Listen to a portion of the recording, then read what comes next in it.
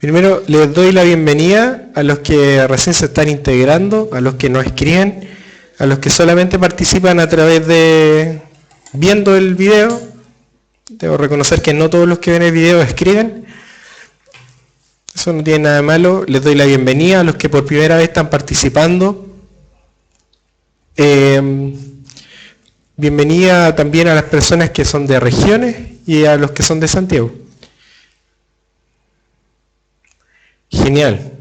Recuerden que las clases quedan grabadas, están en el canal de YouTube. Ya subí uno de los videos complementarios que es cómo factorizar para poder obtener las raíces de una ecuación cuadrática. ¿Ya? ¿Qué es eso de todo suma? Ya falta muy poco para que sepan. Así que ya van a saber un poquito. De a poquito van a ir sabiendo, pero todo suma es algo que les va, yo creo que les va a sentar bien. Falta muy poco para saber de qué se trata esto de todo suma. Las pistas para saber qué es todo suma, bueno, son las mismos banners que están pasando por ahí, po. No, antes de la prueba van a saber de qué se trata todo suma. Ya chicos, hoy día es la penúltima clase de álgebra y funciones. El día lunes es la última, perdón, el martes es la última y después vamos a seguir con geometría. Así que, harto ánimo, queda muy poquito para la PSU. ¿Saben cuánto queda o no?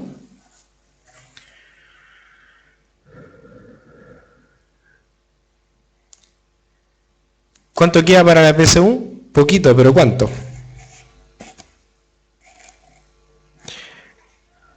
Un mes y 14 días, 45 días, 5 semanas, mes y medio. Está súper bien.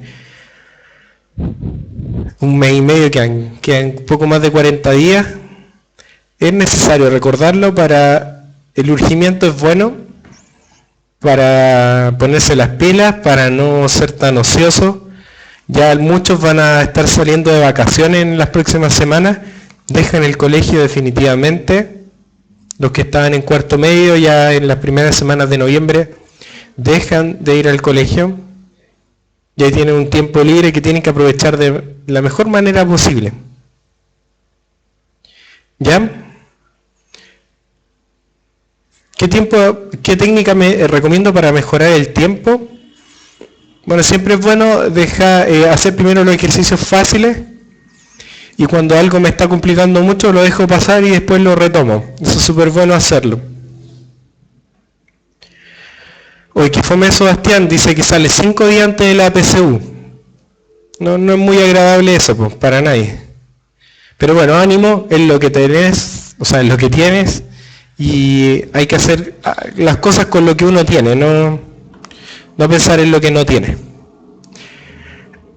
Vamos a hacer videos, yo creo, más videos complementarios y aparte vamos a tratar de incluir un proyecto vocacional, o sea,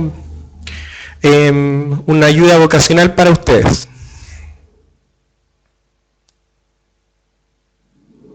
Así que ánimo chiquillos, es súper fácil sacar buen puntaje en matemática, yo creo que es la más cercana para sacar puntaje nacional. Así que vamos a seguir con la clase de funciones. Hoy día vamos a ver estas funciones relacionadas con contextos cotidianos y no tanto, pero enfocadas en contextos.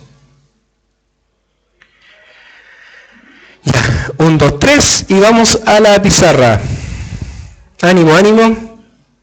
Les recomiendo y les pido que puedan apretar en el botón me gusta de Facebook y poner también algún tuitear algo sobre las clases online. Con eso nos ayudan bastante. Vamos entonces con el primer ejercicio. Esto es de la PSU del año pasado, lo que publicó el DEMRE. Así que muchos de ustedes quizás ya han visto este ejercicio. Es de modelamiento de situaciones mediante gráficas o funciones. Y leámoslo, ¿ok? Me duele un poquito el cuello. Dice así. Por primera vez y durante 5 minutos, a un enfermo se le inyecta en el torrente sanguíneo un medicamento.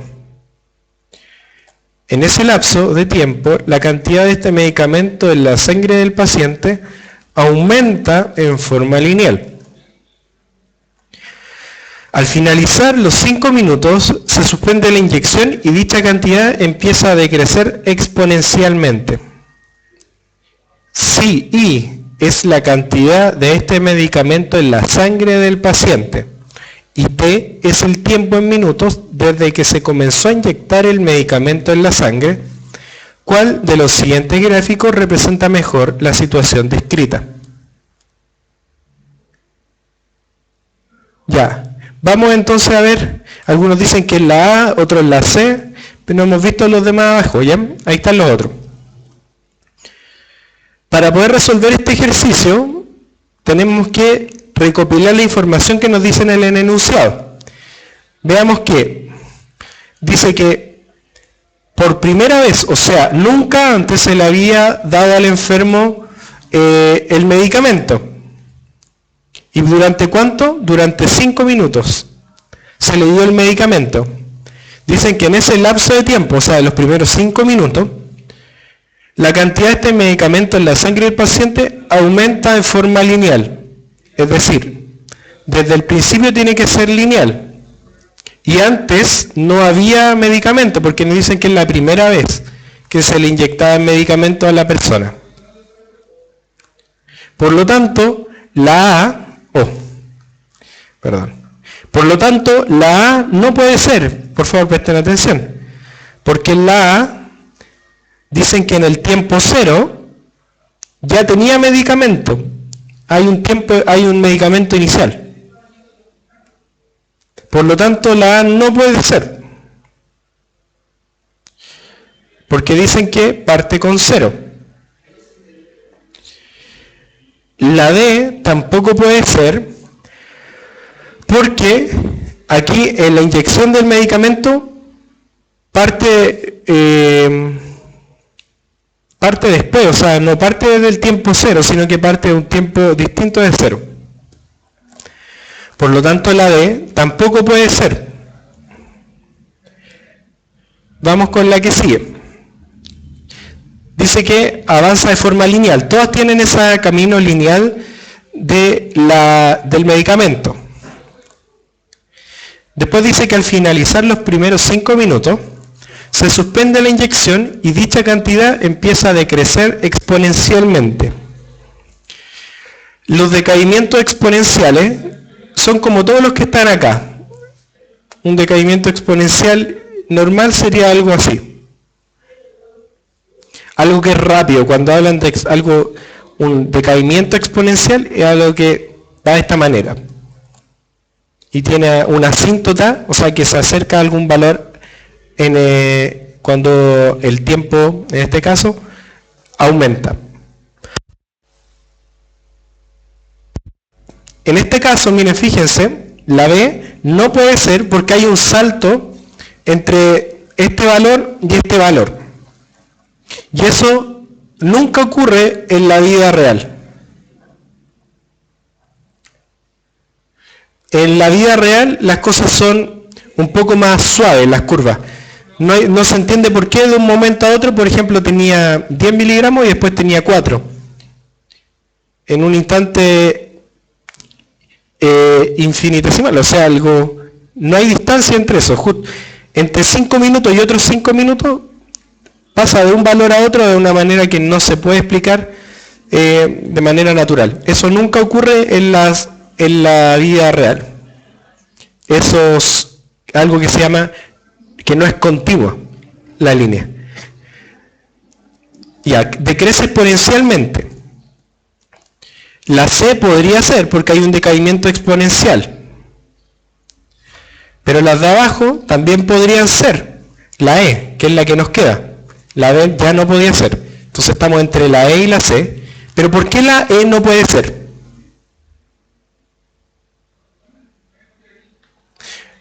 ¿Por qué la E no podría ser?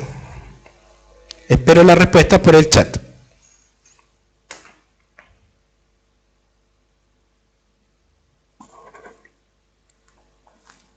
Exactamente, todos los que están escribiendo en el chat dicen lo mismo.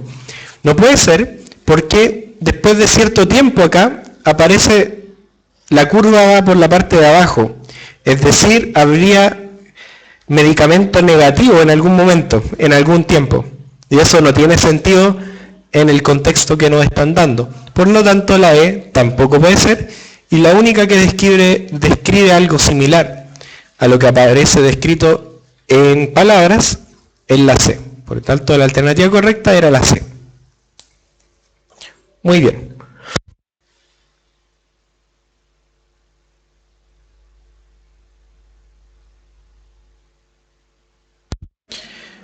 La E no puede ser porque tiene en una parte ahí de la curva es negativa, el valor de I. Y eso no tiene sentido físico para el contexto que nos están dando. ¿Ya? Para los que no entendieron por qué no podía ser. Vamos entonces al siguiente ejercicio. ¿Cómo estaban con ese? Ya, Tietiox pregunta ¿en qué estamos? Estamos en la penúltima clase de álgebra y funciones y ya vamos en el segundo ejercicio de la clase. ¿Ya? Así que no te has perdido de mucho. Recuerden que la clase queda grabada, así que yo voy a subir esto en la noche, la clase, en YouTube. Pero ya va a estar disponible al finalizar la clase, la van a poder ver a través de puntajenacional.cl/en vivo. ¿Ok? Ya, estos dicen que es fácil. ¿Por qué es fácil? No sé, yo no lo encuentro fácil. Ya, esta también es de la PSU del año pasado. Estamos aprovechando que está esa información disponible para acercarnos lo más posible a lo que sabemos de la PSU. Dice, sean las funciones reales f de x igual a x cuadrado, g de x igual a x cubo y h de x igual a x a la cuarta. ¿Cuál de las siguientes desigualdades es verdadera? Ya, primero nos dicen que la función f de x siempre es menor o igual a g de x y esas dos a la vez son menores a h de x. Para todo número real, o sea que siempre se va a cumplir que f de x va a ser menor o igual a g de x y menor o igual a h de x. ¿Por qué la A sería falsa entonces? Espero las respuestas a través del chat. Por como dice para todo número real, yo necesito un contraejemplo para decir que eso es falso. Ya, dice que no puede ser porque incluye los negativos. Un ejemplo más concreto, por favor. ¿Qué número, por ejemplo?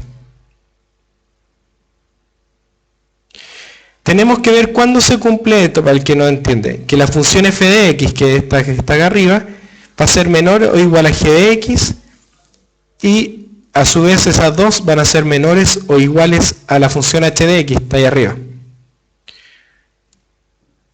Por ejemplo, con x igual a menos 1, veamos lo que pasa. Cuando x es igual a menos 1, nos queda que f de menos 1 es 1, g de menos 1,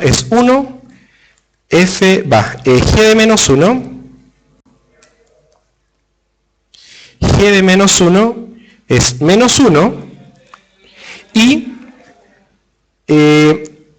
h de menos 1 es 1.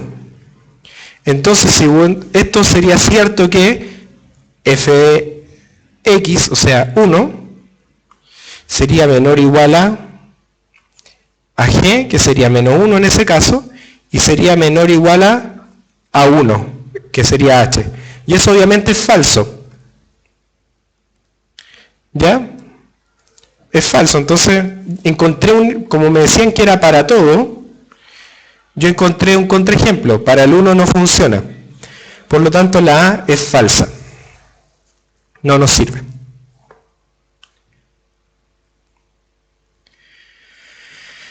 Ya.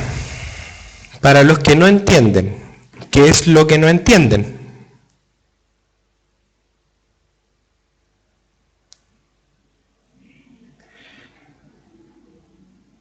qué es lo que no entienden.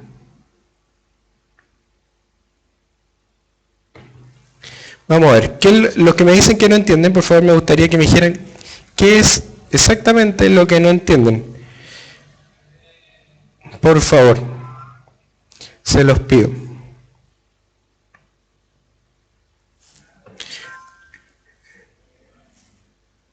Ah, claro, hay una diferencia entre la C y la E, ¿cierto? Que no se entiende mucho.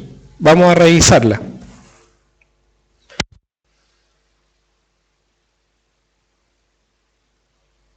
Ya, pero ¿qué es lo que no entienden? Miren, lo que hay que hacer es comparar estas tres funciones y ver si se cumple lo que nos dicen. En la primera nos decían que para cualquier número real se cumplía que f siempre va a ser menor igual a g y menor igual a h. Entonces, para poder hacerlo, una manera es encontrar contraejemplos. Como nos dicen que es para todo número real, yo encuentro un número para el que no se cumple lo que dicen. Entonces, su compañero dijo ya, con el menos 1 no funciona. Entonces, en vez, yo reemplazo menos 1 en cada uno de los valores de x, de cada función, y me da los valores que tengo acá a la derecha, que estoy indicándoles. Y según ellos, esto es f de x. F de x, que para el valor menos 1 es 1. Este es g de x para x igual a menos 1, que es menos 1. Y h de x, que para menos 1 vale 1, porque h de x es x a la cuarta. Entonces, yo encontré que para eso debería cumplirse que 1 es menor o igual a menos 1 y eso es menor o igual a 1, y eso obviamente es falso. Entonces esta afirmación es falsa porque para ese valor x igual a menos 1 no se cumple. Vamos a la B, ¿por qué sería falsa? Nos dicen que lo mismo, que f de x es menor o igual a g de x y a su vez ellos dos son menores o igual a h de x, pero ¿qué? Para todo número real distinto de 0 y 1. O sea que si yo saco el 0 y el 1, se va a cumplir. Y sabemos que eso es falso porque estamos en la misma situación de arriba. O sea, con el mismo contraejemplo que ocupamos arriba, también llegamos a la misma conclusión de que sería falso. Porque estamos en la misma situación de arriba. Dicen que para todo número real, exceptuando al 0 y al 1. Pero nosotros ya comprobamos que para el número menos 1, cuando x vale menos 1, eso no se cumple. No se cumple que f de x sea menor o igual a g de x y a su vez sea menor o igual a h de x. Reemplacen, exacto. Por lo tanto, esta también es falsa por el mismo argumento del de arriba. Ahora, vamos a la C. Dice que se cumple algo similar, pero sin los menores iguales, solamente menores, para todo número real positivo distinto de 1. O sea que para cualquier número distinto de 1 se va a cumplir esto. ¿Eso será verdadero o no? Que para todo número real positivo. No. ¿Por qué? Denme un contraejemplo donde C no se cumpla. ¿Qué valor de X tomamos?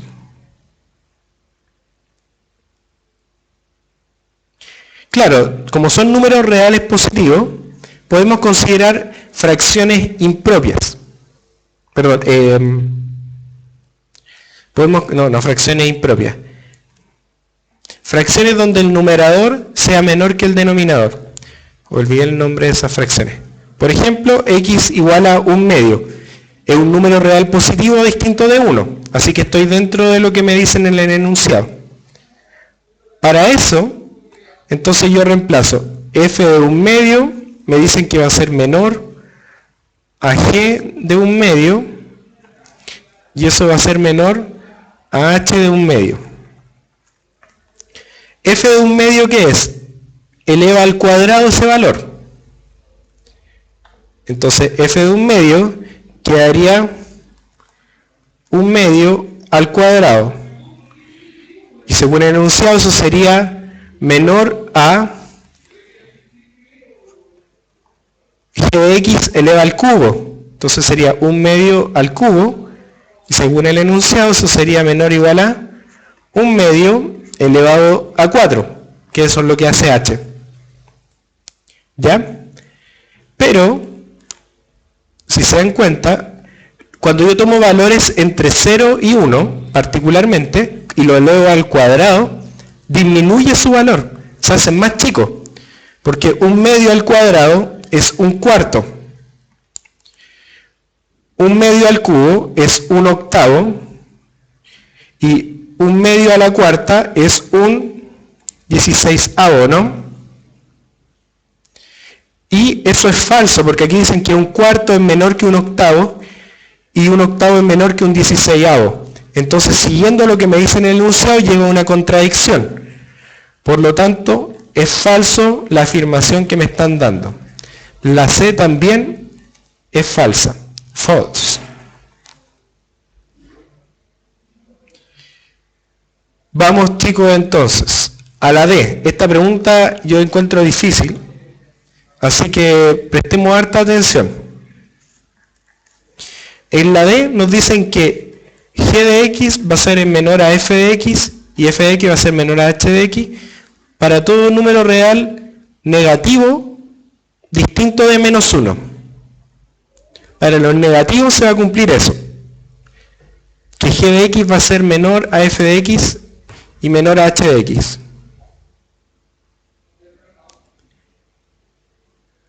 Entonces, denme un contraejemplo para decir que esto no se va a cumplir. Que g de x es menor a f de x y es menor a h de x. ¿Para qué? Para todo número real negativo distinto de menos 1. Tomemos el menos 2 entonces. Por ejemplo, en el menos 2 nos va a dar g de x, tomamos para x igual a menos 2. Veamos lo que pasa. Para x igual a menos 2 nos quedaría g de x eleva al cubo, entonces sería menos 2 al cubo, debería ser menor a menos 2 al cuadrado, y a su vez eso sería menor a menos 2 a la cuarta. ¿Ya? Menos 2 al cubo es menos 8, esto es 4, y esto es 8. No llevo a ninguna contradicción, así que el dato que ustedes me dieron no me sirve para x igual a menos 2.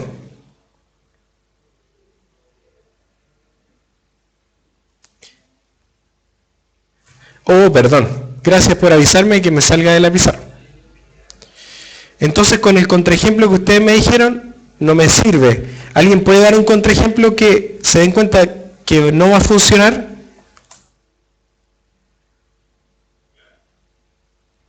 No podríamos decir que es la D, porque nos dicen para todo. Entonces yo necesito encontrar contraejemplos. Debería probar con todos los valores para decirlo. Exacto, con la fracción igual que en el de arriba, porque se dan cuenta en la fracción ocurre algo raro. Entonces menos un medio, porque es un número real negativo distinto de menos 1. Entonces veamos, para x igual a menos un medio, entonces vamos a tener, veamos si se cumple que g de menos un medio es menor que f de menos un medio,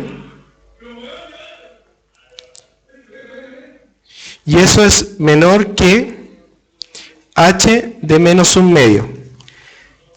Yo lo voy a hacer rápido, pero g de menos un medio es menos un medio elevado a 3, porque eso es lo que hace g, eleva al cubo. Y sería entonces menos un octavo, sería menor a f de menos un medio, y menos un medio f lo que hace es elevar al cuadrado. Entonces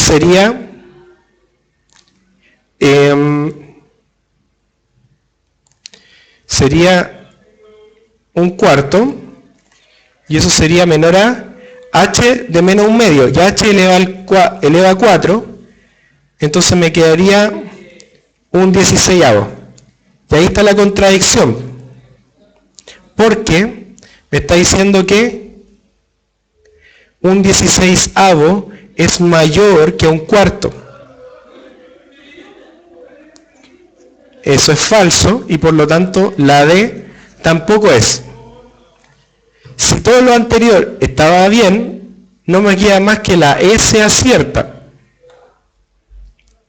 Si yo confiara en mí, yo diría la E es. Claro, un 16avo es más chiquitín que un cuarto. Pero, exacto, la voy a hacer igual. Pero la voy a hacer de otra manera. Vamos a hacer una comparación gráfica, obviamente eso no lo pueden hacer en la PSU, pero para que se entienda lo que está ocurriendo. Fíjense que aquí me dicen que f de x va a ser menor a g de x siempre y menor a h de x para números reales mayores que 1. O sea, son positivos porque son mayores que 1. Y eso es cierto. F de x como eleva al cuadrado, g de x que eleva al cubo y h de x que eleva a la cuarta, siempre va a ser cierto que van a ser una f menor que g y g menor que h para números mayores que 1. Porque entre 0 y 1 es donde ocurre la cosa rara, que si yo elevo algo al cuadrado que está entre 0 y 1, disminuye. Después del 1 las cosas siguen normal. No es en las fracciones, es en las fracciones que están entre 0 y 1. ¿Ya? No es cualquier fracción, son las fracciones que están entre 0 y 1. Y son cualquier número real que esté entre 0 y 1, si yo lo elevo al cuadrado, se achica más. O lo elevo a alguna potencia positiva, se achica más. ¿Qué pasa eso de 2 minutos, 1 minuto, 30 segundos? No, las impropias, si yo la elevo al cuadrado, 3 medio es 1,5, y si yo lo elevo al cuadrado, crece. Sería las fracciones donde el numerador es más chico que el denominador. Claro, en este ejercicio deberían tomarse 2 minutos para hacerlo. Obviamente que yo les expliqué cada una paso a paso, pero aquí lo que ustedes tienen que hacer es probar. Ya, vamos entonces a ver cómo era esto de la gráfica. Obviamente que vamos a ocupar Wolfram. Grafiqué x cuadrado, x cubo y x a la cuarta. Cada una con su color característico, y fíjense cómo son las curvas. Fíjense que entre 0 y 1, x cuadrado es la más grande, pero después del 1, x cuadrado es la más chica, que es la azul que estoy marcando. Y entre 0 y 1, x a la cuarta es más chica.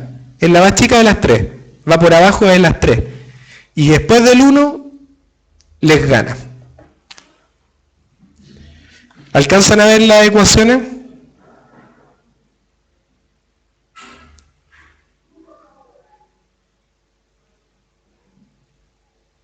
Ya.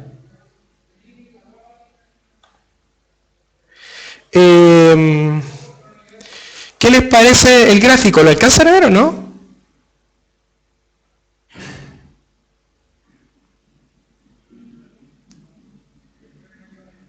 ¿Sí? ¿Se ve? Ya, genial. Entonces, fíjense que entre 0 y 1, ahí es donde cambia la manera, cuando yo elevo al cuadrado, al cubo o a la cuarta, ocurre lo contrario, o sea, entre más grande, entre más elevo un número, más chico se hace, porque fíjense que x a la cuarta es la más chica en ese tramo, está por debajo de todas las otras curvas, pero después del 1, x a la cuarta es mayor a las otras dos curvas.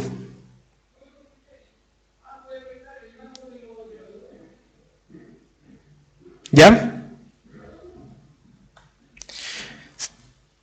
Entonces, ¿qué me dicen? A ver. Wolfram alfa en la cumpa. Entre la C y la D, ¿cuál sería la diferencia? Preguntémosle a sus compañeros. Entre la C y la D, la diferencia es qué valores de X estoy considerando. En la C estoy tomando los números reales positivos distintos de 1. Y en la E estoy tomando los números reales mayores que 1.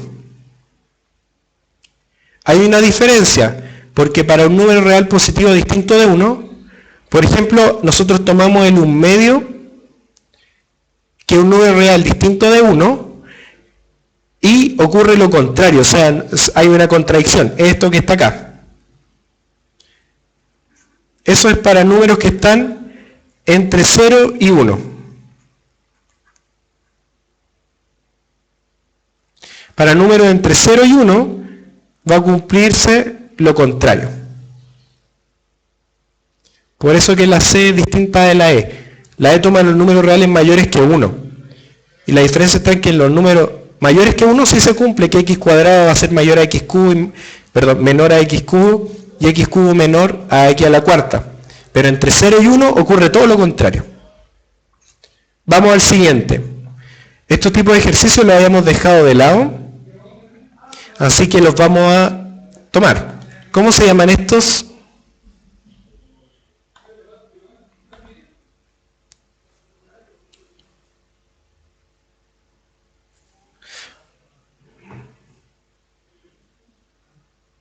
¿Cómo se llama este tipo de ejercicio? Ecuación exponencial, claro. ¿Por qué? Porque en el exponente está la incógnita. Dice, en la ecuación exponencial, 2 más 1/3 elevado a 7/3 de x más 6, dividido por 7/3 elevado a x más 6, es igual a 1. El valor de x es... Exacto, hay que hacer lo que dice Fabio Laparra, que es igualar las bases. Dice Marcela que va en segundo medio y que no le han pasado eso. Genial que estés preparando la PSU desde ahora y viendo los videos. Pero si va a la PSU en 45 días más, deberías haber visto este contenido. Podríamos aplicar logaritmos, podríamos hacer muchas cosas, pero lo más fácil es igualar las bases. Veamos entonces qué podemos hacer.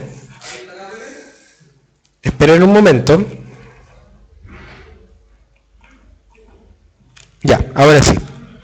Veamos lo que podemos hacer.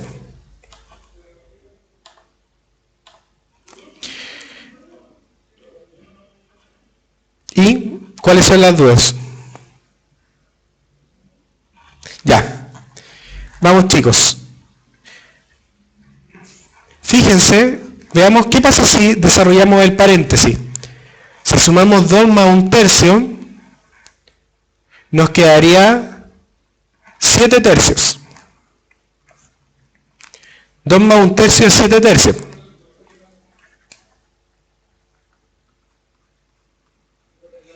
Y todo eso elevado a 7/3 de x más 6. Dividido por 7/3 de x más 6, y eso tiene que ser igual a 1. Pero el 1, ¿cómo lo podemos escribir? Fíjense que ya tengo todas las bases iguales. Claro, como dice ASD Zaken, sería 7/3 elevado a 0. Porque cualquier cosa distinta de 0 elevada a 0 es 1. Genial. Ahora puedo juntar estos dos términos, ¿cierto? Cuando tengo una división entre dos términos que tienen la misma base, ¿qué pasa con los exponentes?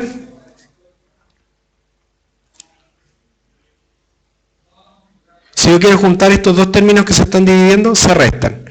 Entonces me quedaría 7 tercios de x más 6 menos x más 6.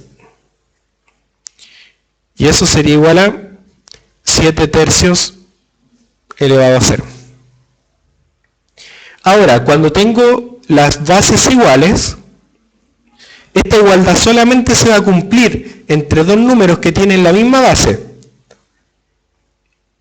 Esa igualdad se va a cumplir solamente si los exponentes también son iguales.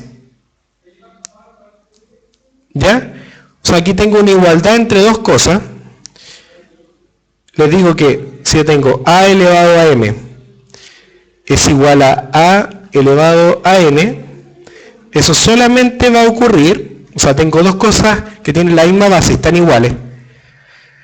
Esa igualdad solamente va a ocurrir si también las potencias son iguales. Por lo tanto, ahora eso solamente va a ocurrir si yo puedo igualar las potencias. Entonces me va a quedar 7 tercios de x más 6 menos x menos 6 tiene que ser igual a 0. Igualé las bases. Perdón. Igualar los exponentes. Y aquí todo es fácil. Ese 6 con ese menos 6 se cancelan. Y me queda finalmente, puedo multiplicar por 3, me queda 7x menos 3x igual a 0. Y eso es 4x igual a 0. Por lo tanto, x tiene que ser 0. O sea, la única manera que esto sea cierto es que el x valga 0. Y de hecho a la vista como que se ve, ¿no?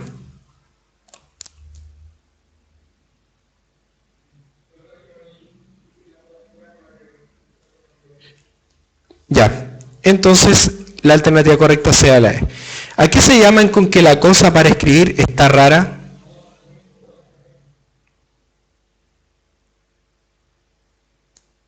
Ya. Entonces, era fácil, ¿cierto? Y ahora podemos comprobar, a mí me gustaría comprobar que eso sea cierto. Entonces, obviamente, miren, fíjense que si comprobamos acá, en la primera línea,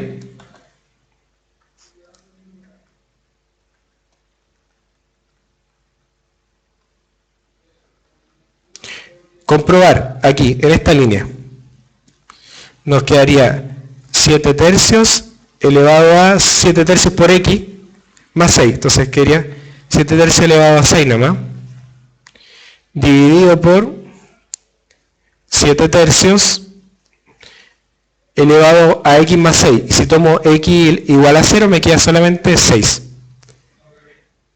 Y obviamente eso es 1. Estoy comprobando poniendo x igual a 0, que es la solución que encontramos. Y si reemplazo x igual a 0 en los exponentes me queda entonces que es cierto. No siempre es posible igualar las bases. Cuando no se puede igualar las bases hay que aplicar logaritmo. ¿Ya? Lo que pregunta Chodi, CP9, dice que siempre si es posible igualar las bases. Y eso no siempre es posible. Y cuando no hay que aplicar logaritmo. Ya hemos visto logaritmo. Me preguntan cuándo veremos. Pero tenemos otro ejercicio más abajo de logaritmo. Vamos entonces. Son las 19 con 12 minutos. Yo quiero hacer un break ahora. Hasta las 19 con 20 minutos.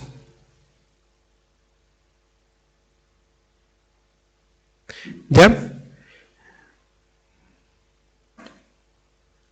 Quiero hacer un break, se los voy a pedir porque me siento un poco mareado y quiero ir a tomar un poco de agua. Así que solamente 5 minutos. A las 19:22 volvemos.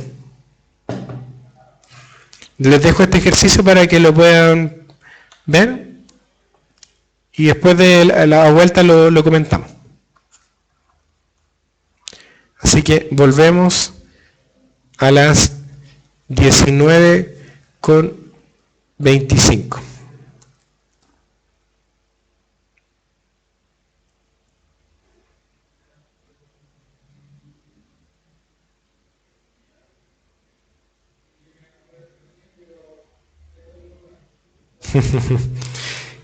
Ya vamos a hacer el gato del break.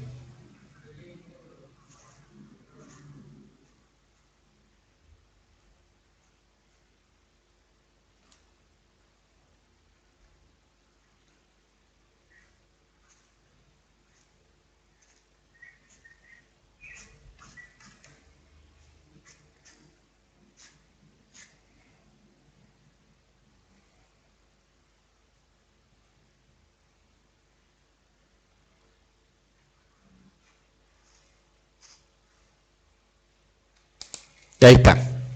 Volvemos entonces.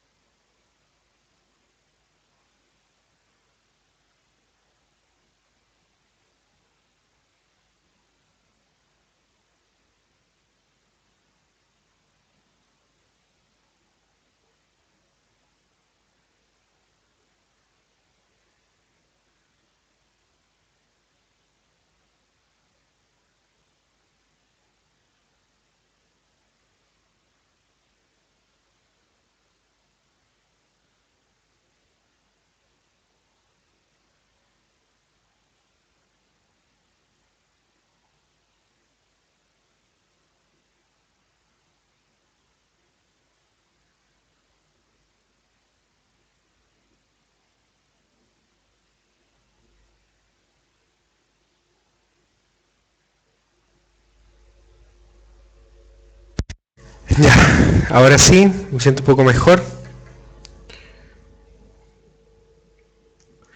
Chicos, ¿alguno se fue? Espero que no.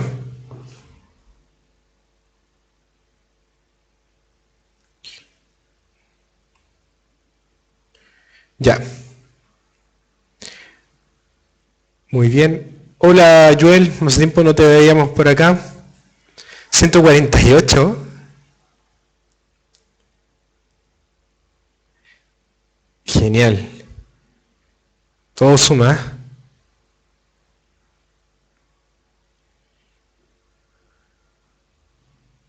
Ya. Entonces, ¿sigamos o no?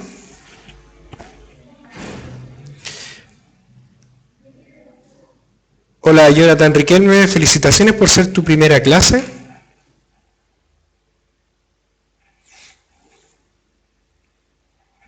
Ya.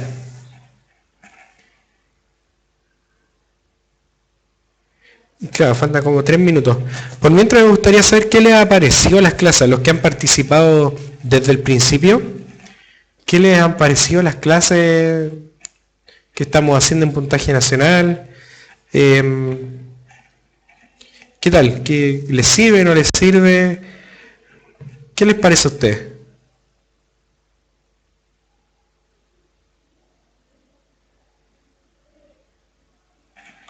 Dicen, ya que son geniales, hablan de los mini ensayos. Sería genial.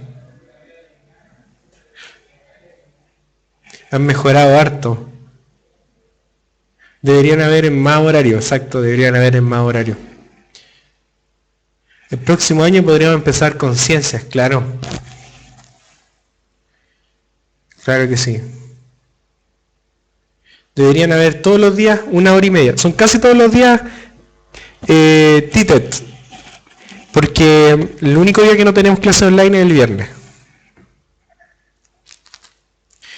Quizás hacemos algo de ciencia este año, antes que en la PSU. Podríamos revisar algún ensayo de ciencias. Eso se puede hacer. Pensando también que los que van a dar la PSU van a tener más tiempo, ya no van a estar en el colegio, así que podríamos hacer clases en otro horario, más temprano. Sí, yo soy profe de física, así que los podría ayudar en eso, en resolver algún ensayo de física. Para el próximo año, la idea es que tengamos clases online todos los días y de todos los contenidos.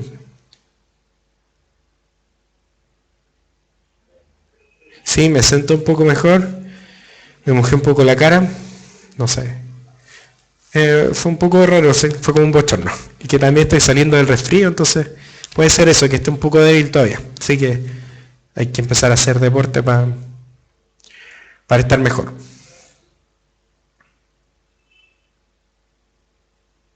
Ya, voy a responder una pregunta de Marangaño. Dice, profesor, una pregunta, ¿qué diferencia hay entre licenciatura en física e ingeniería en física?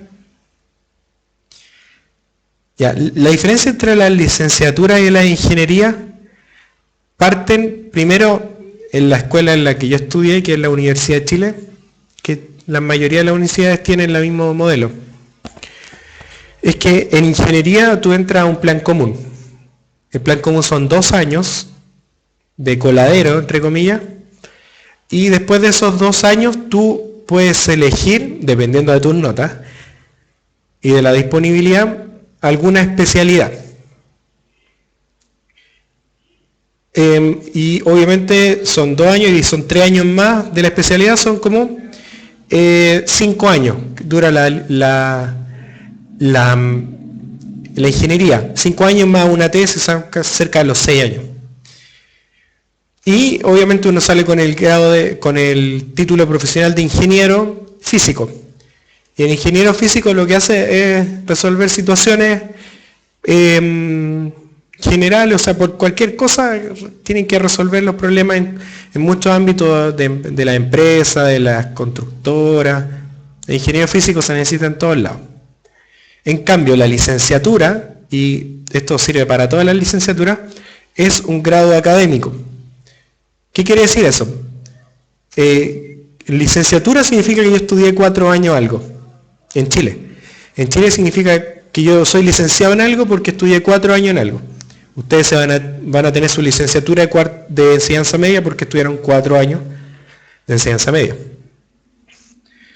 Y por lo tanto, la licenciatura en física es un grado académico que tú necesitas para entrar al doctorado o al magíster. Entonces, el que entra a licenciatura en física, química o lo que fuera, en literatura, es porque se está enfocando hacia la investigación. El ingeniero aplica y el que quiere ser científico o científico tiene que estudiar licenciatura primero y después postular a ver si entra algún magíster y un doctorado. ¿Cuál es mejor? Bueno, lo que tú quieras. Depende, si tú quieres entrar al ámbito de la investigación científica, si quieres ser un científico o alguien que estudie, que sea un investigador en el área, tiene que entrar a la licenciatura. Si quieres trabajar un poco más en la aplicación, tendrías que estar en la ingeniería. Aunque después de la ingeniería puedes volver a la investigación científica, por ejemplo en el caso de astronomía, que en la astronomía tú tienes que entrar también a la licenciatura. Pero la licenciatura en física está enfocada para las personas que se quieren formar como científicos. La licenciatura en física, química, en biología, en lo que sea, está enfocada hacia las personas que van a tomar después el magíster o el doctorado. Y eso, hay distintos tipos de licenciatura. Esa es la diferencia entre licenciatura, yo creo, y ingeniería en general.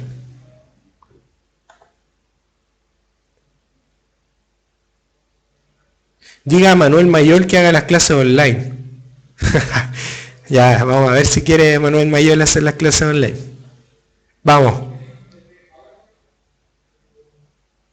A nivel de licenciatura en Chile están bien pareja la católica con la Chile. De hecho trabajan juntos, así que hay más diferencia en cómo son las relaciones sociales dentro de la universidad. En la Universidad de Chile es más heterogéneo. Hay de distintos grupos sociales y en la Universidad Católica está más enfocado hacia un lado. Esa sería como la diferencia entre la Facultad de Ciencias de la Católica con la de la Chile. La Católica, la Chile es como un poco más hippie. Ya. Pero no que no tengan plata los hippies, estoy diciendo que son hippies, no. Los enfoques matemáticos son iguales, trabajan juntos. Al final, la Chile y la Católica trabajan juntos en matemáticas, tienen el mismo enfoque. Se cruzan, unos van a la Chile, otros van a la Católica. Es lo mismo el enfoque matemático. En física hay más cuidado. Vamos con el ejercicio, ¿qué les parece? Fue como una pincelada de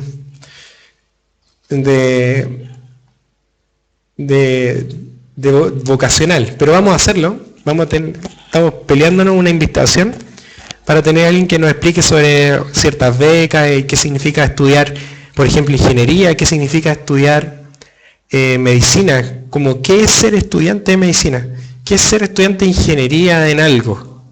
Eso sería súper bueno, que ustedes supieran la experiencia de alguien que ya entró hace poquito. La ecuación de la recta ya la pasamos, Tieteox. ¿Cuánto sería eso? Lo antes posible, así que vamos a tratar de hacerlo, quizás un viernes sí. Una clase de vocacional. Sí, vamos a hacerlo quizás con Hangout, como dice Fran Reyes. Exactamente eso es lo que vamos a hacer. Así que están invitados, va a ser una prueba para ver cómo nos va con Hangout. Y así que ahí los vamos a invitar, les vamos a avisar.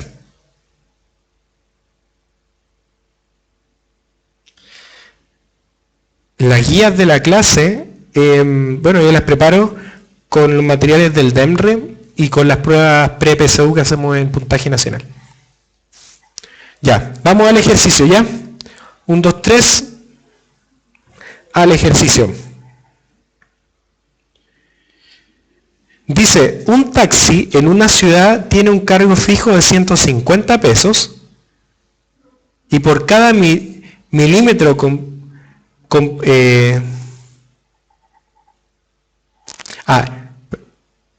y por cada... ¿Por qué ese milímetro? Perdón, esto no es milímetro. Me equivoqué. Obviamente que es kilómetro. Claro, que carero. El hombre carero. Por cada kilómetro completamente recorrido se recargan 300 pesos. Ahora sí que es muy barato. Un taxista que te cobre 300 pesos por kilómetro es bien barato. La fórmula que relaciona el precio I en pesos con la distancia recorrida X en kilómetros es... Ya, entonces, ¿qué es lo que tenemos? Tenemos a alguien que nos va a cobrar sí o sí un cargo fijo de 150. Parte con 150. Y después de eso, nos va a cobrar 300 pesos por el kilómetro completo.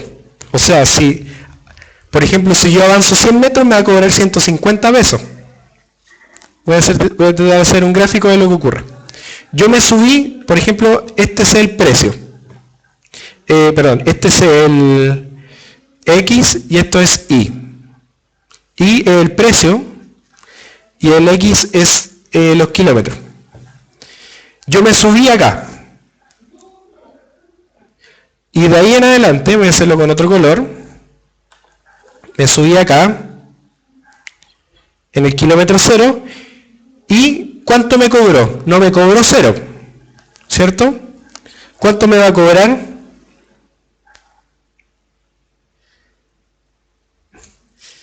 Me va a cobrar 150. Exacto. 150 pesos me va a cobrar desde que yo me subí. Y de ahí me va a cobrar 150 hasta que yo avance 1 kilómetro. Cuando yo avance 1 kilómetro completo, ya no me va a cobrar 150, sino que le va a subir a eso 300 pesos. Eso es 450. Entonces, cuando ya pase 1 kilómetro, me va a subir 150 más 300 pesos. 450. Y de ahí me va a cobrar 450 hasta que llegue al segundo kilómetro. Pero cuando llegue al segundo kilómetro ya no me va a cobrar 450, sino que voy a estar en el otro tramo, que sería 750. Entonces ahí estaríamos en los 750 que me va a cobrar hasta el tercer kilómetro. Y así sucesivamente. ¿Ya? No, si es para que, obviamente, reconozcamos cuál es la gráfica de esto y no solamente la tarea de esto es responder la pregunta, sino repasar los contenidos.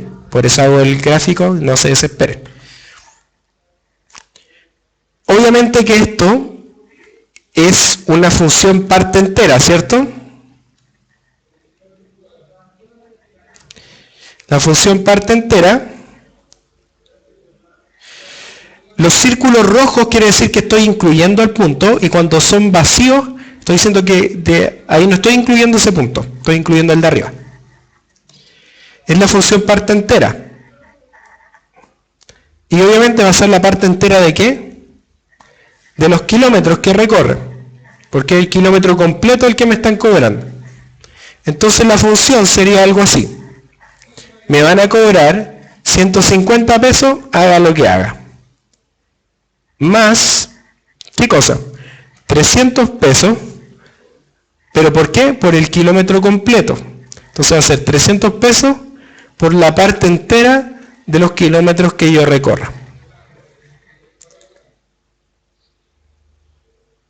Claro, 300 por cada milímetro recorrido. Y la que más se parece a lo que estoy escribiendo sería la alternativa D, que sería la alternativa correcta. 150 pesos iniciales más 300 pesos por la parte entera de los kilómetros que yo avance. ¿Ya? Esa es una manera de modelar la manera en que se cobran cosas por tramo, como en este caso el taxista. La C Sí tiene que ver, pero lo que está aquí haciendo es que me está diciendo que, por ejemplo, que está multiplicando el 150 por la parte entera de los kilómetros que yo avanzo. Pero a mí no me van a cobrar 150 por cada kilómetro completo que yo recorro, sino que van a cobrar 300 por cada kilómetro que yo recorro, más 150 adicionales. Entonces está al revés la multiplicación entre ellos. Aquí está multiplicando el 150 por la parte entera y eso no está bien.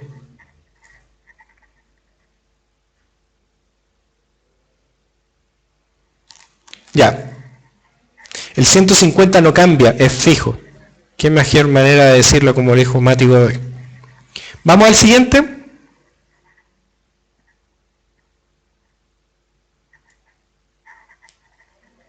Pensé que había escrito mal 300 pesos. Otra cosa que se está modelando con funciones. Esta pregunta es de la PSU del 2009, parece, si no me equivoco. La próxima pregunta es del logaritmo. Así que los que están desesperados, ahí viene el logaritmo. Pero sigamos con esto.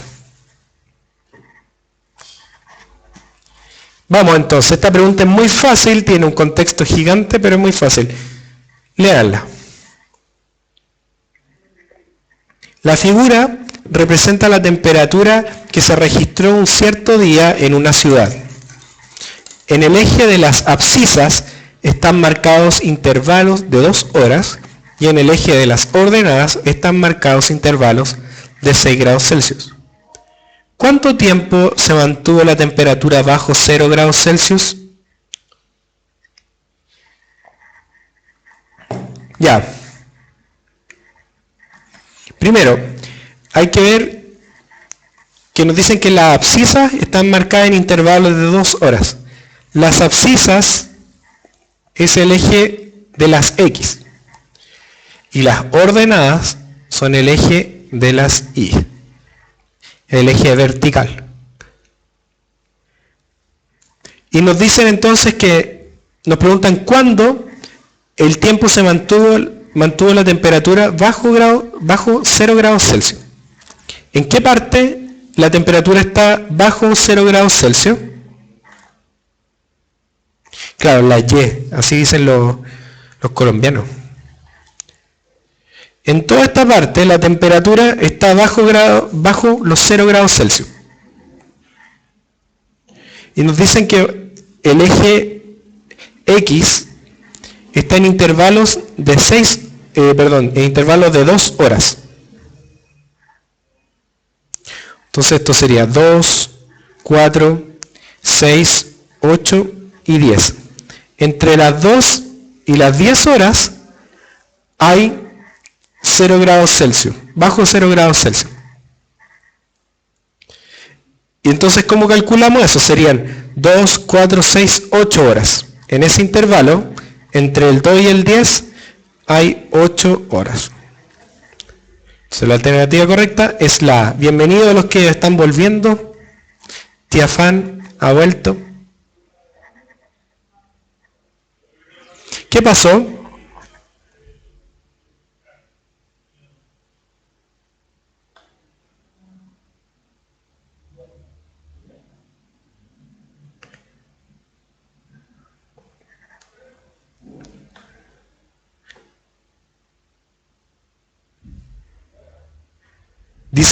Dicen que la E que no se puede determinar. ¿Por qué no?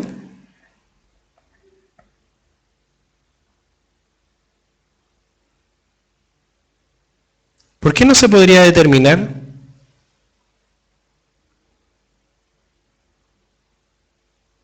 Claro que se puede determinar porque en el gráfico nos están dando intervalos y según el gráfico la temperatura que está bajo cero sería en todo este momento.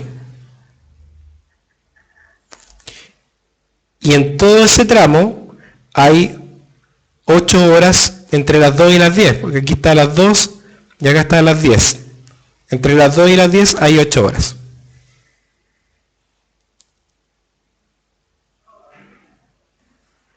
¿Ya? Entre el tramo de 2 a 10, la gráfica, o sea, los valores del eje Y son negativos, porque nos piden cuánto tiempo se mantuvo la temperatura bajo cero.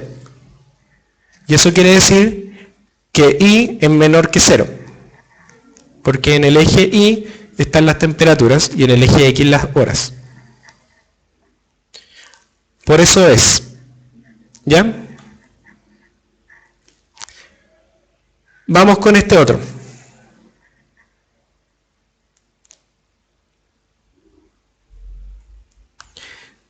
Vamos. ¿Cuál de las siguientes funciones está mejor representada por el gráfico de la figura?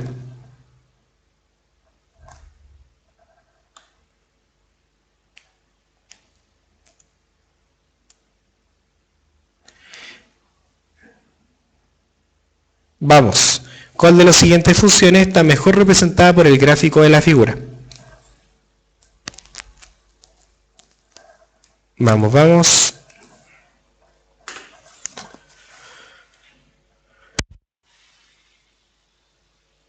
Estas son preguntas fáciles, así que los que no saben cómo responderlas, por favor presten atención. Es muy simple. Exacto, tenemos que ver cuáles son los valores, los padres ordenados, que nos dan de información. Nos dicen que cuando X vale 2, Y vale 16. Y cuando X vale menos 1, Y vale 4. Entonces hay que ver cuándo pase eso. En la A, obviamente que no es, porque f de menos 1 es menos 8. Y no es 4. Yo quiero que f de 1, esto es lo que yo quiero, que f de 1, perdón, de menos 1 sea 4 y f de 2 sea 16. Con esas dos cosas estoy salvado. Veamos la segunda, g de x. A ver, en menos 1 nos da 2. Por lo tanto, tampoco es.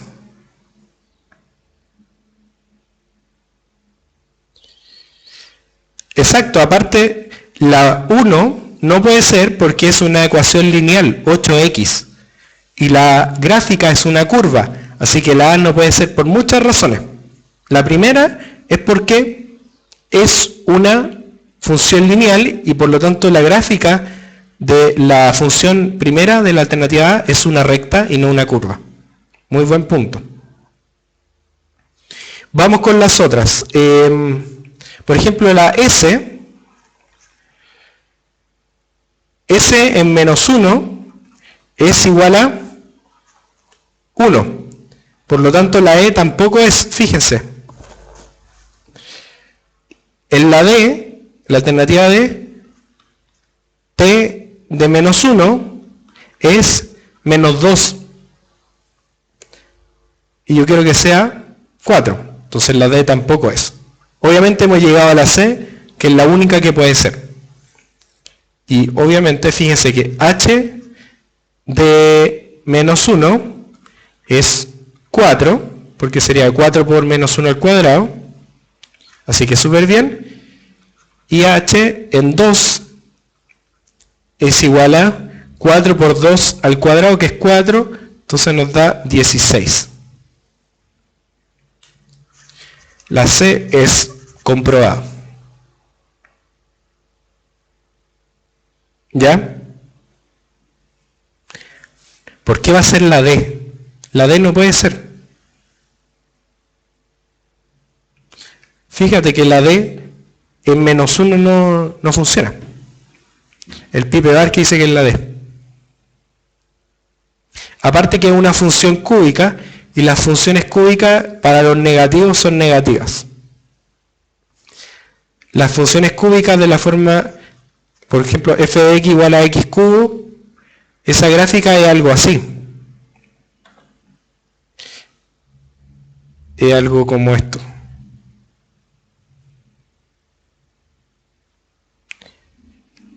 Para los negativos es negativa.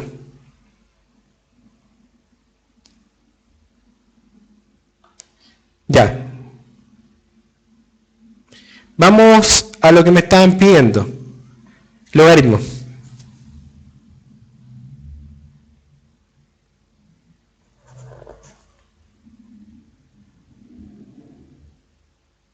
Dice, profe, una duda con esa gráfica. ¿Toca en uno solo punto al eje Y? A ver. La gráfica de arriba toca solamente en un punto al eje Y, que es en el 0. O sea, pasa por el 0,0. Sí, efectivamente, toca el eje Y en un puro punto. Vamos con el ejercicio del logaritmo.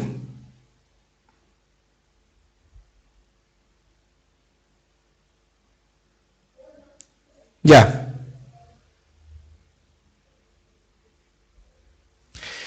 Si el logaritmo de x cuadrado más 4x más 4 menos el logaritmo de x cuadrado menos 4 es igual al logaritmo de 2, entonces x es... ¿Cómo resolvemos este ejercicio? Y espero las sugerencias por el chat.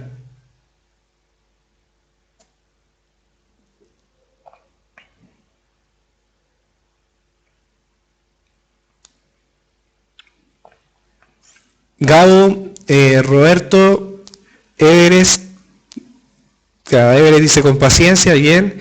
Roberto dice que ocupemos la propiedad de los logaritmos, muy bien. Y Gabo dice que se dividen los dos. Es como lo mismo, las propiedades de los logaritmos, ¿cierto? Muy bien, está súper bien. Vamos a ocupar la propiedad que dice Roberto. Si tengo dos logaritmos que tienen la misma base y se restan, entonces yo los puedo escribir como un único logaritmo donde se dividen los argumentos. Entonces, esto de acá, el es igual, lo puedo escribir como un igual. Entonces me va a quedar logaritmo de qué cosa? X cuadrado más 4x más 4 partido por x cuadrado menos 4 es igual al logaritmo de 2. Dice que el primer logaritmo lo vamos a factorizar. Exacto. Ahora, lo importante de los logaritmos es saberse las propiedades. Como lo que decían, que el logaritmo de una suma, perdón, la suma de un logaritmo, la suma de logaritmos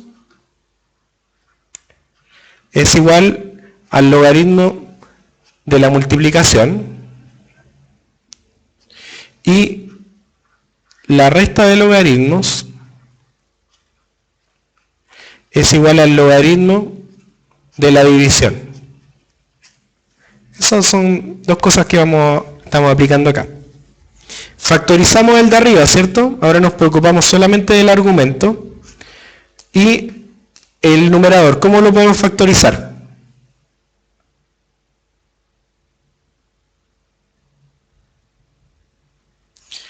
X cuadrado más 4x más 4.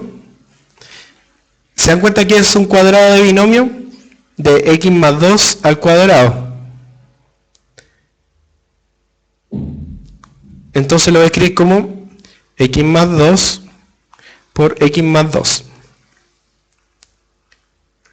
Y el de abajo es una suma por diferencia, es la resta entre dos términos que están al cuadrado. Entonces sería x más 2 por x menos 2. Y eso igual al logaritmo de 2. Ahora simplificamos un x más 2 con otro x más 2 que está en el denominador, ya que están todos los términos sumándose, así que lo puedo hacer.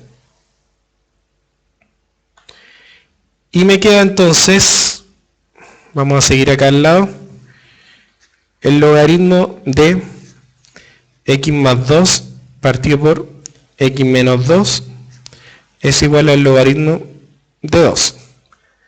Cuando yo ya puedo igualar dos logaritmos que tienen la misma base, puedo eliminar el logaritmo. Porque dos logaritmos van a ser iguales. Si el logaritmo de A es igual al logaritmo de B, eso solamente va a ocurrir si A es igual a B. Y aquí tengo dos logaritmos que se están igualando. Entonces lo único que puede pasar es que x más 2 partido por x menos 2 sea igual a 2. Dos términos, dos logaritmos son iguales si los argumentos son iguales. Súper simple. Y ahora desarrollamos. Aquí podemos amplificar por x menos 2 para sacar el x menos 2 del denominador. Y nos va a quedar x más 2 igual a 2 por x menos 2.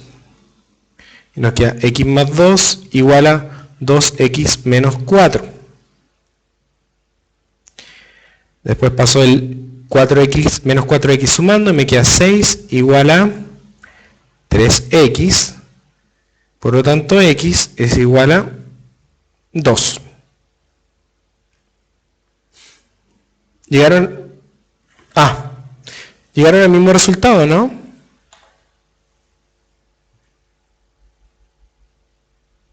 ¿En qué me equivoqué? A ver. Porque ustedes suponen que son los que no se equivocan.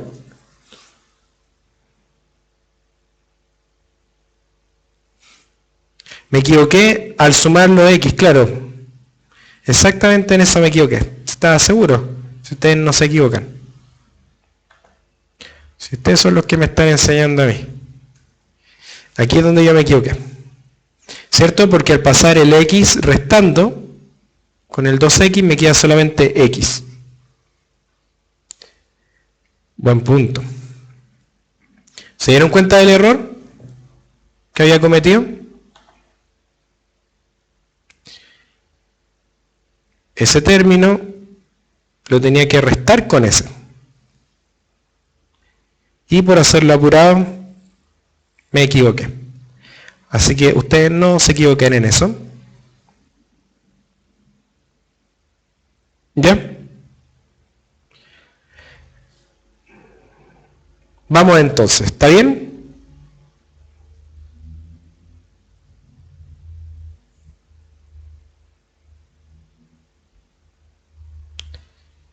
Ya. Ahora bien, hay que comprobar si llegamos a que el x es 6, pero falta un gran paso con los logaritmos. Que los logaritmos siempre, aquí, siempre hay que comprobar. Hay que comprobar.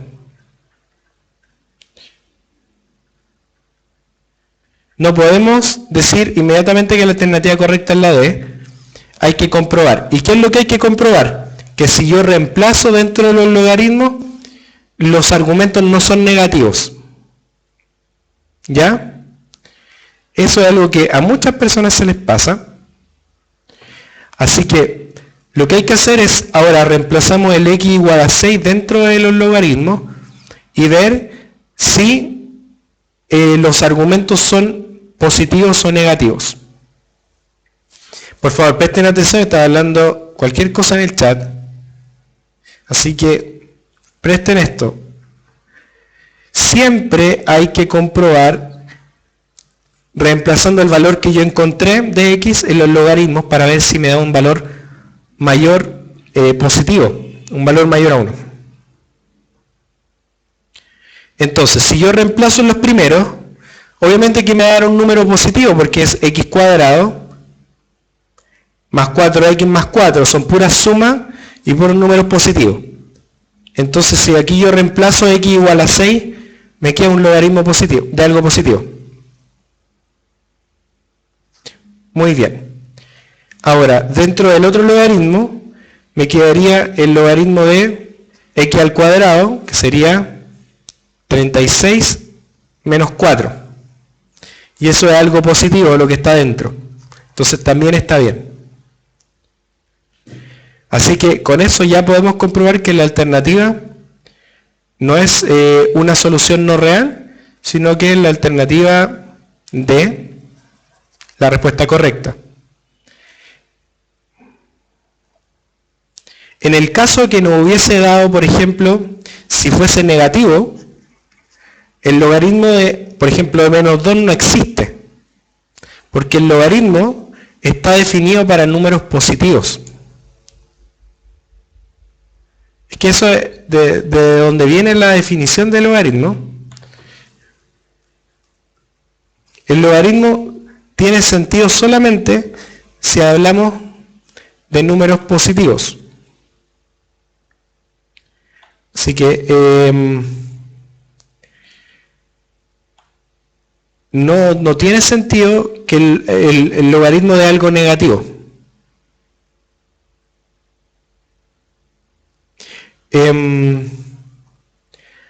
A ver, vamos a verlo acá.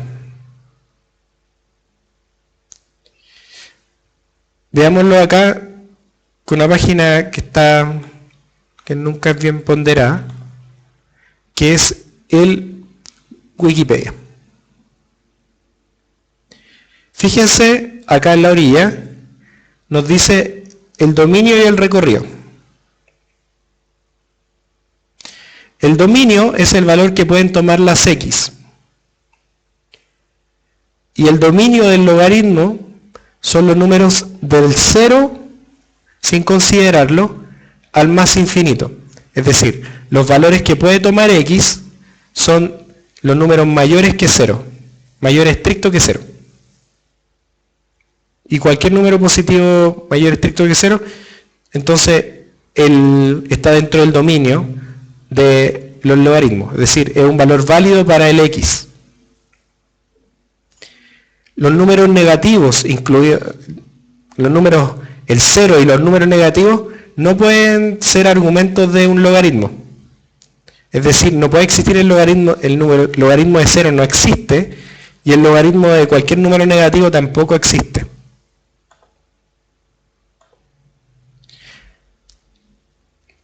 Sí, el recorrido de los logaritmos son los números, son todos los números, puede ser cualquier número, son todos los reales.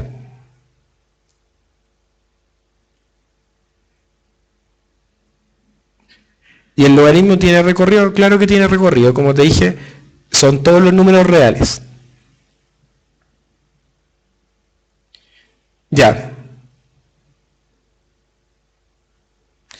El logaritmo natural es un logaritmo que tiene una base particular, que va a tener como base el logaritmo natural el número e. El número e es un número muy particular y trascendental en la matemática. Es solamente eso, son los números escritos en base e. ¿Ya? Ese es el logaritmo natural.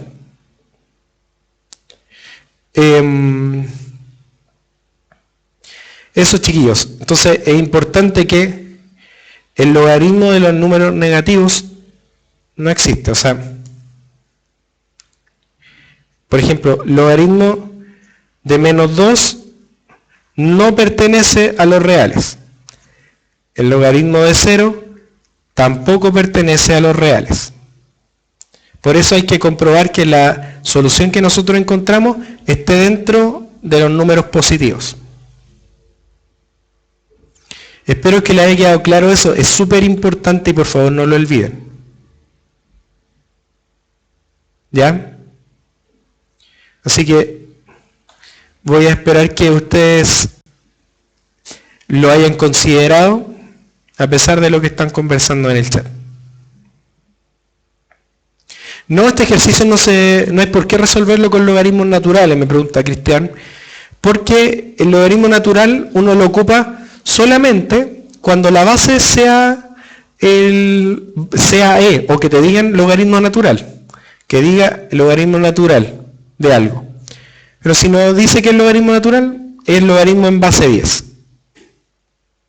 Somos 143, súper bien, un muy buen número.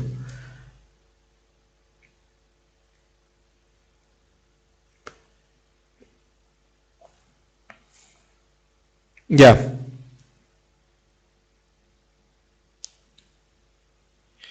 La cantidad de litros de agua contaminada, por favor presten atención en esto, esto es modelamiento de función de situaciones cotidianas con funciones. La cantidad de litros de agua contaminada en un lago ha ido disminuyendo gracias a unos filtros de última tecnología. Estos filtros logran en una semana, disminuir a la mitad la cantidad de agua contaminada que había una semana antes. ¿Ya? Si los litros iniciales de agua contaminada son A, ¿qué expresión modela de mejor manera los litros de agua contaminada en el lago en función del tiempo T en semanas? Ya. Por favor presten atención, no pierdan el tiempo, quedan 45 días, tienen mucho tiempo para conversar después.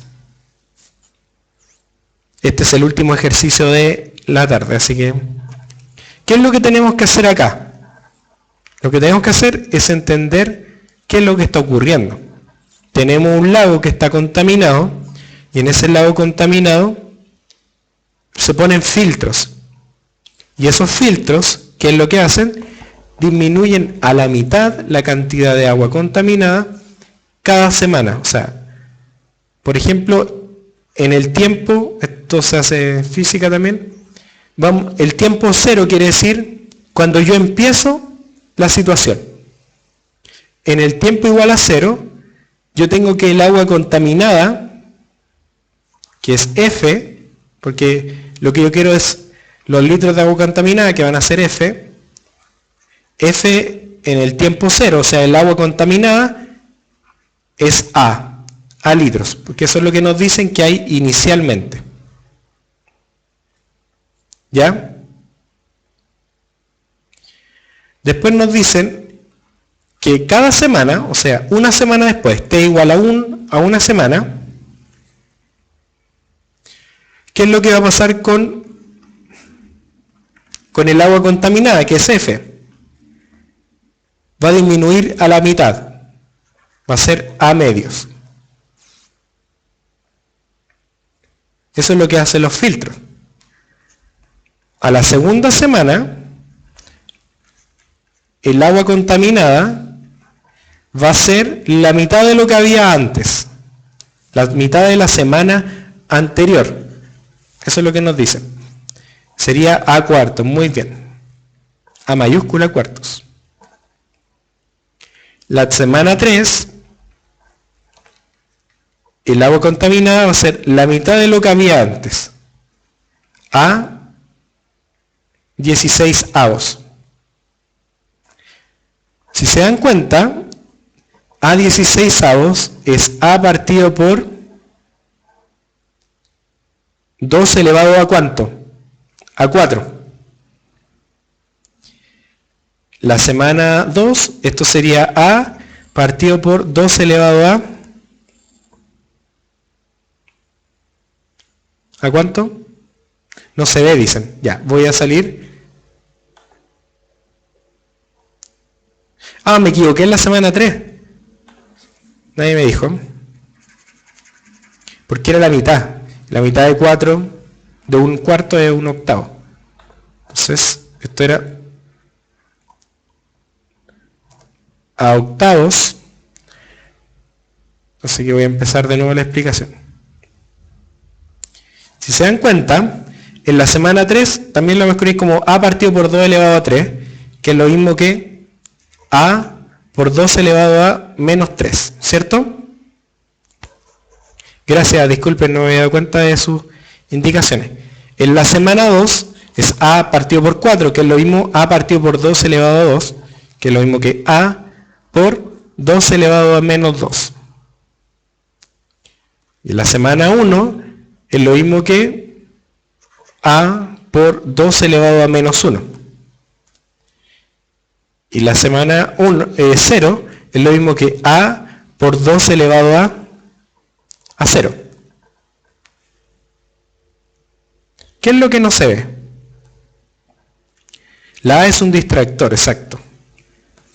Entonces, si se dan cuenta, yo podría generalizar todo esto que está pasando acá y escribir que en cualquier semana T, la contaminación F va a ser A por 2 elevado a menos la semana en la que estoy contando. Porque se dan cuenta que para la semana 3 era A por 2 elevado a menos 3. Para la semana 2 era A por 2 elevado a menos 2. Para la semana 1, A por 2 elevado a menos 1. Baje la pizarra, no se alcanza a ver. Ya. Vamos a tratar de arreglarlo. Es que estamos muy justo en la pizarra, así que voy a tratar de subirlo un poquito.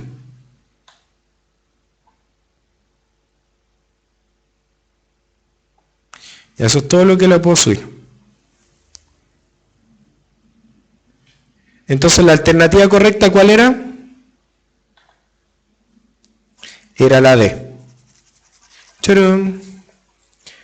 Obviamente que yo no solamente le estoy enseñando cómo se responde la pregunta, sino que le estoy enseñando cómo se razona para poder responder cualquier pregunta. La E no se alcanza a ver. Ya, pero no se preocupen, que la E no era. Después la van a poder ver, aunque podemos quitar esa imagen.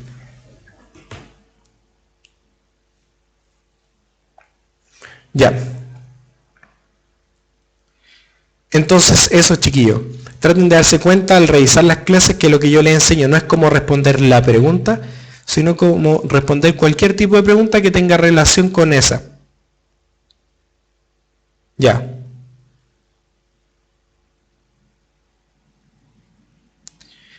Son las 8:06 y ya damos por finalizada la clase de hoy. No les puedo decir que es todo suma porque yo no lo sé, pero de pronto lo sabrán, eso es lo único que sé. Les digo que estoy muy contento con la clase de hoy, somos muchos, 143, un buen número, nos hemos mantenido en matemática en el número, eso ha sido genial, para hacer algo de educación es espectacular, los felicito por ser constantes. Ha sido una muy buena clase. Recuerden que tienen que hacer el ensayo después de la clase en el botoncito en que dice realizar el mini ensayo de esta clase. Está en www.puntajenacional.cl/en-vivo. Ahí pueden verlo. Les voy a dejar después de la clase la pizarra para que puedan revisarla, ¿ok? He revisado sus puntajes y están muy buenos. Los puntajes que tienen ustedes de su ensayo, la mayoría está sobre los 600 puntos, así que está muy bien los ensayos. Sigan adelante, quedan 44 días casi para la PSU. Sigan adelante estudiando y nos vemos entonces en la próxima clase, que es la próxima semana, que es la última de álgebra y funciones. Y después nos vamos a geometría.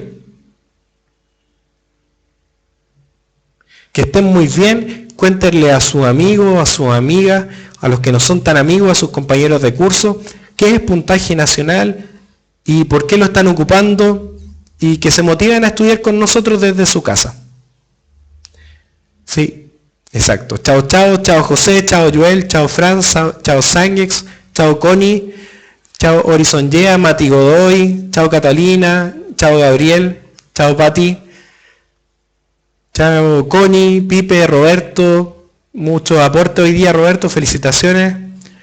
Chao Tite, Tiox, a Marangaño que empezó de nuevo a llegar, a Gao, a Bastiancito. Chao a todos, pásenla bien, cuídense y estudien, aprovechen que son los últimos días. Y recuerden, todo suma.